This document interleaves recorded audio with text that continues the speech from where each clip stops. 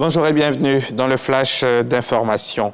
Le président Alassane Ouattara a eu un entretien hier au palais de la présidence de la République avec l'ambassadeur de la Confédération suisse en Côte d'Ivoire.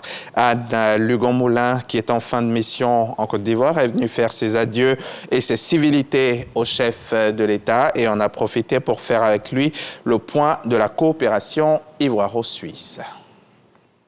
Anne Lugon-Moulin, ambassadeur de la Confédération suisse en Côte d'Ivoire, est en fin de mission. Ce jeudi au palais présidentiel au Plateau, elle est venue présenter au chef de l'État Alassane Ouattara les dossiers majeurs de cette coopération sur les plans économiques, culturels et scientifiques.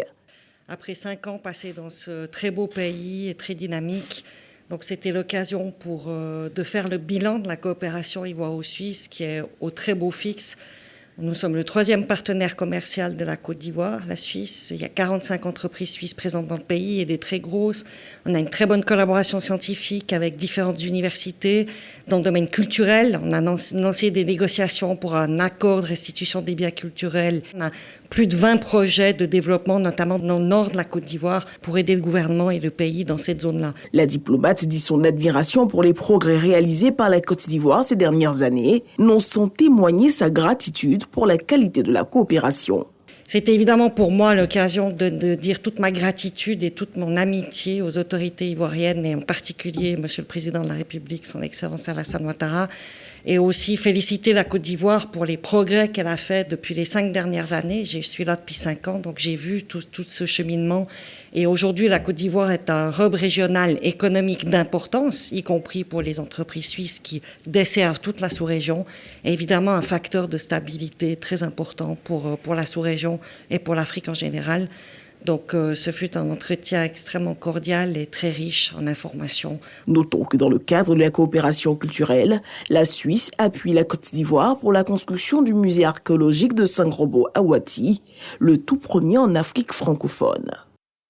Et quelque temps avant cette audience, toujours au palais de la présidence de la République, le président Alassane Ouattara a présidé une réunion du CNS que vous voyez là en image, le Conseil national de sécurité qui se félicite des excellents résultats enregistrés ces derniers mois, tant en matière de lutte contre l'orpaillage clandestin que de sécurité nationale et de sécurité routière. De son côté, le Premier ministre a présidé, lui, toujours dans la journée d'hier, la 8e édition de la célébration de la journée africaine de lutte contre la corruption, cérémonie au cours de laquelle Robert Mambé-Begré a exprimé la volonté ferme de la Côte d'Ivoire à lutter contre la corruption, saisissant cette occasion pour faire le point des efforts de l'État ivoirien en matière de lutte contre la corruption. Il s'agit notamment de l'existence effective d'une loi sur la protection des témoins et des dénonciateurs.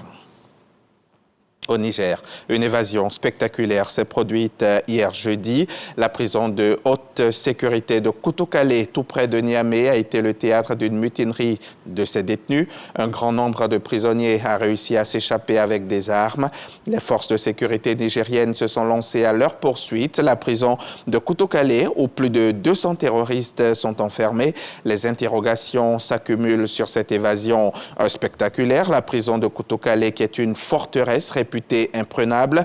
Par 2 fois, des djihadistes venus de la frontière malienne avaient tenté de libérer leurs camarades et avaient toujours échoué. Et comment donc cette prison fortement gardée a pu tomber sous le contrôle de ces détenus qui ont pu se procurer des armes et maîtriser leurs geôliers avant de s'enfuir? C'est ce que devra révéler une enquête sur le déroulement de cette évasion.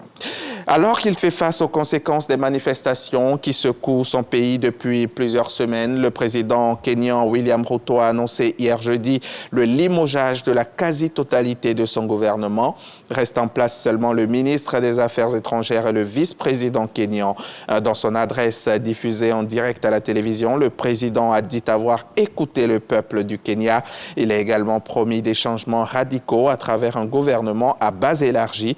Cela dans le but de répondre au fardeau de la dette, augmenter les opportunités d'emploi et lutter contre la corruption.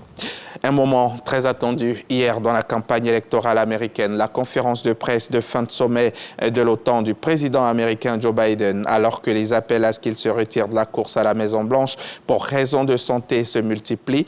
Joe Biden a bien mal commencé cette soirée très suivie.